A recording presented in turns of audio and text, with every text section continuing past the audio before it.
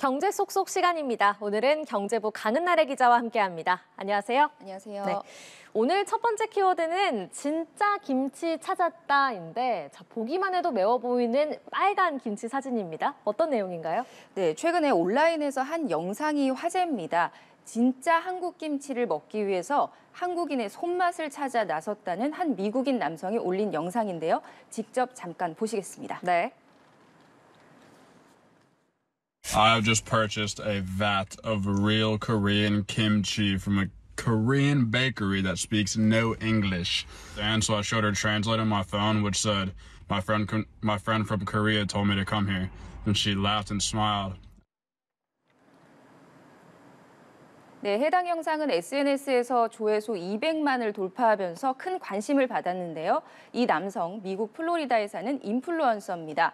마트에서 파는 김치 말고 한국 사람들이 주로 먹는 평범한 진짜 김치를 맛보고 싶어서 번역기까지 돌려가면서 김치를 직접 찾아 나선 거라고 합니다. 네. 해당 남성은 13달러, 그러니까 우리 돈으로 하면 18,000원 정도 되는데요. 이 정도 가격에 한국 할머니가 만든 진짜 한국 김치 한 통을 얻었다면서 흥분감을 감추지 못했습니다.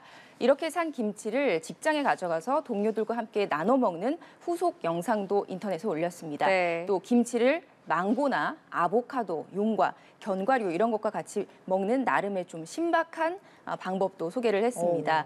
해외에서 판매되는 김치는 현지인들의 입맛을 고려하기 때문에 매운맛은 조금 줄이고 맛이 강한 액젓 이런 것도 좀 사용하지 않는 경우가 많거든요.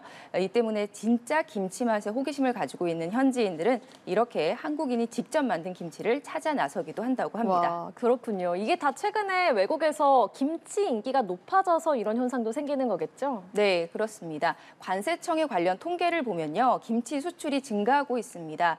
우리나라 김치 수출량은 2015년에만 해도 10,000톤 규모였는데요. 2020년 들어서 39,000톤으로 뛰었고요. 2021년부터 매년 4만 톤 이상 수출을 하고 있습니다. 특히 올해는 5만 톤에 육박할 걸로 업계는 전망하고 있습니다. 이미 상반기에 2만 4천 톤 정도 수출을 했는데요. 이게 통계 집계를 시작한 이후 최대 규모라고 합니다.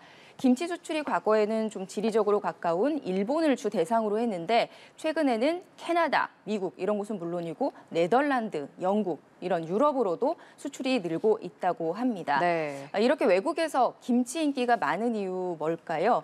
물론 K푸드 자체에 대한 관심도 자체가 올라간 영향도 있겠지만 건강식, 발효 음식에 대한 수요가 확대된 데 따른 걸로 전문가들은 분석합니다. 실제로 아까 그래프에서도 2021년, 2022년을 기점으로 수출이 더 증가했죠. 네. 네, 김치는 코로나19 대유행 당시에 해외에서 면역력을 높여주는 음식이다 이런 인식이 생기면서 지금까지도 건강식품으로 주목받고 있습니다. 네, 요즘에 배추값이 많이 올라서 우리나라에서도 김치 보기가 좀 쉽지가 않은데 이렇게 김치 먹고 행복해하는 외국인들 모습 보니까 저도 기분이 좋습니다. 네. 다음 주제 보겠습니다. 감귤도 금귤되나인데요. 설마 요즘 과일값이 많이 올랐다 이런 소식 많이 전해드리는데 감귤 가격까지 오르는 겁니까? 사실 여건이 좋지 않은 것은 맞습니다.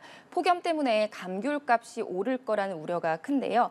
그런데 팩트 체크를 좀 해볼 필요가 있어서 오늘 두 번째 키워드로 가져와 봤습니다. 과일이 갈라지거나 터지는 걸 열과라고 합니다. 올여름 7월부터 9월 제주 지역에서 폭염과 열대야 때문에 이렇게 감귤이 상하는 피해가 좀 컸습니다. 네. 귤이 100개 있다고 하면 이 가운데 23개가 올해 열과 피해를 봤습니다. 지난해에는 100개 중에 한 8개 정도였으니까 단순 비교를 해보면 2.8배 피해가 늘어난 겁니다. 네, 겨울하면 떠오르는 국민 과일 귤인데 이렇게 작황이 좋지 않으면 가격도 크게 오르게 되겠네요. 보통은 그런데요. 다행히 귤 생산량에는 우려가 그렇게 클 정도로 타격은 없을 거다 이런 업계 전망이 나오고 있습니다. 감귤 재배 면적의 한 70% 정도를 차지하는 게 노지 감귤입니다. 노지 감귤은 통상 한 10월 이후부터 본격적으로 출하가 됩니다. 물론 폭염 피해는 올해 있었지만 농촌경제연구원이 이번 달 10월에 관측한 걸 보면 올해 노지 감귤 생산량이 평년보다는 13.6%, 지난해보다는 1.8% 정도 줄어드는 데 그칠 것 같다고 합니다.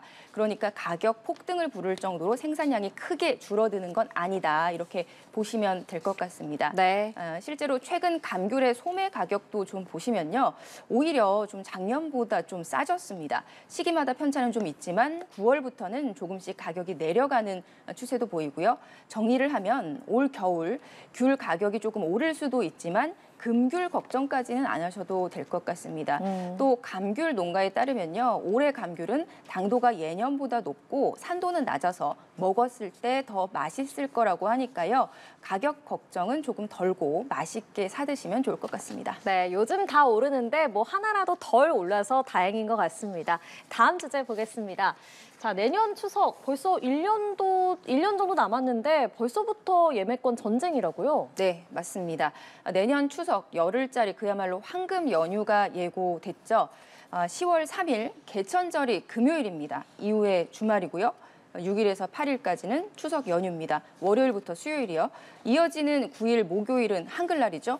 이렇게 하면 최소 7일을 쉴 수가 있습니다. 네. 여기에 더해서 10일 금요일의 연차를 하루만 사용하면 이어지는 주말까지 모두 열흘의 휴가가 보장이 되는 겁니다. 네, 그러면 잘만 하면 정말 열흘 동안 가족들이랑 장거리 여행도 다녀올 수 있고 또 푹 쉴 수 있어서 좋을 것 같은데 이렇다 보니 지금 또 인기 있는 노선들은 벌써부터 예약이 마감된 곳도 있을 것 같아요. 네, 그렇습니다. 항공사마다 상황은 좀 다르지만 내년 10월 3일 특히 하와이, 괌 이런 곳의 일반석 항공권은 이미 매진된 곳들이 있습니다. 대한항공 같은 경우에 4일에 출발하는 이코노미석 항공권 가격이 하와이로 가는 항공권 가격이 182만 원이 넘습니다. 이걸 좀 비교를 위해서 말씀드리면 올해 10월 25일이죠. 오늘 출발하는 항공권 가격이 79만 원대거든요. 이것보다 2배 이상 비싼 겁니다. 와. 1년 뒤에 항공편이라서 현재는 편도로만 예약이 가능한데요. 이 가격이 평년의 왕복 항공권 값과 맞먹는 겁니다. 네. 또 많이들 가시는 베트남 다낭 왕복 항공권은 무려 6배가 비싸졌습니다. 또 뿐만 아니라 프랑스 파리 같은 유럽 쪽 항공권도 지역에 따라서 가격이 1.5배, 2배 정도 올랐고요. 뭐 발리, 프라하 같은 것도 이미 매진입니다. 특히 전에도 저희가 뉴스에서 전해드린 적이 있는데요. 대한항공과 아시아나항공이 2019년부터 유효기간이 10년 지난 마일리지는 소멸하도록 하고 있습니다. 그런데 코로나19 유행 기간에 해외여행을 못 가니까 이걸 3년을 연장해줬습니다. 이 마일리지들이 그대로 쌓여있는 경우가 굉장히 많은데요. 그러니까 2012년, 13년, 14년 이때 적립된 마일리지를 올해가 가기 전에 쓰려는 분들이 또 몰리면서 네. 내년 추석 연휴 항공권 예약 경쟁이 더 뜨거워지고 있는 걸로 보입니다. 네, 항공업계가 워낙 수요와 공급에 영향을 많이 받는 산업이다 보니까 좀 승객이 많이 몰리면서 요금도 오른 거는 이해가 되는데 네. 그래도 6배는 좀 심한 것 같습니다. 다음 주제 보겠습니다. 자, 요즘에 편의점 이용자 가운데 5060 세대 비중이 크게 늘었다고요? 네, 그렇습니다. 그야말로 편의점 큰손이다 이렇게 요즘 불리고 있는데요. 연령대별로 편의점 이용이 실제로 얼마나 많이 늘고 줄었는지 보기 위해서 최근 2년 사이에 상반기 매출액 증감률을 좀 살펴봤습니다. 보시는 것처럼 50대와 60대의 올해 매출액이 2022년에 비해서 각각 18%, 21% 증가했습니다. 네. 상반기 기준이고요. 30대의 경우는 4.9%, 40대는 4.8%니까 이것보다 4배 정도 높은 수준이죠. 반면에 20대 매출액을 보시면 11.5% 되레 감소를 했습니다. 네. 이건 매출액 증감률인데요. 이게 올해 상반기 기준으로 편의점 매출 전체 비중으로 따져보더라도 40대가 24% 정도고 30대와 50대가 각각 23%로 50대 비중이 다른 연령대에 비해서 결코 낮지가 않습니다. 네, 편의점이라고 하면 보통 학생들이나 젊은 세대들이 주로 찾는 곳으로 인식이 되는데 요즘에 왜 5060 세대들의 비중이 이렇게 늘어난 건가요? 네, 전문가들이 얘기하는 건 50대, 60대에서 1, 2인 가구의 증가가 커졌기 때문이다 이렇게 이야기를 합니다. 네. 예전에는 온 가족 끼니 요리를 하기 위해서 큰 마트나 시장에서 장을 봤는데 지금은 핵가족화하면서 편의점에서 필요한 만큼만 소량씩 구매하는 패턴이 확산하고 있다는 겁니다. 편의점 자주 가보신 분들은 잘 아시겠지만 최근에 편의점에 과일이나 채소, 고기 이런 신선식품 비중이 늘었습니다. 네. 또 간편식 상품도 다양하게 내놓으면서 인기를 끌고 있고요. 최근 2년간 편의점에서 식사 대용으로 먹을 수 있는 음식 상품들의 매출 성장 현황을 살펴봤는데요. 편의점 전체 매출은 3.6% 늘었는데 대용식 상품들은 17.6%나 매출이 크게 성장했습니다. 어떤 대용식들이 많이 팔렸나 보니까요. 라면, 국, 탕, 찌개류, 또 도시락과 즉석밥 이런 걸 포함한 밥 종류의 성장률이 높았습니다. 네. 또 요즘 편의점들이 가성비 제품으로 초저가 경쟁도 하고 있죠. 가격이 저렴할 뿐만 아니라 품질도 나쁘지 않다는 평가를 받고 있는데요. 최근에 물가도 가뜩이나 비싼데 이렇게 저렴한 식사 대용품도 많이 나오면서 5060 세대 중에 일명 편장족, 그러니까 편의점에서 장 보는 사람들이 늘고 있다. 이런 분석이 나옵니다. 네, 흥미로운 요즘 경제 얘기 오늘도 잘 들었습니다. 지금까지 경제부 강은나래 기자와 함께했습니다. 고맙습니다.